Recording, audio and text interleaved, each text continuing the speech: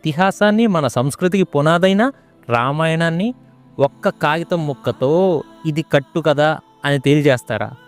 ఈ మాట విన్నప్పుడు దేశవ్యాప్తంగా ఉన్న హిందూ సంఘాలు, ప్రజలు ఆగ్రహంతో ఊగిపోయారు. ఆర్ఎస్ఎస్ కానీ, విహెచ్పి లాంటి సంస్థలు రోడ్ల మీదకి వచ్చేసాయి. రామసేతును కాపాడడానికి రామేశ్వరం రామసేతు రక్షామంచ్ అనే ఒక సంస్థని స్థాపించి మరీ ప్రొటెస్ట్ చేశారు. అండ్ ఈ కుట్ర వెనుకున్న రాజకీయాలు అర్థం చేసుకోవాలంటే ముందు ఆ దైవ లీలలోకి వెళ్ళాలి. రామ సంకల్పం ముందు సముద్రుడు కూడా ఎలా తల వంచిందో చూడాలి.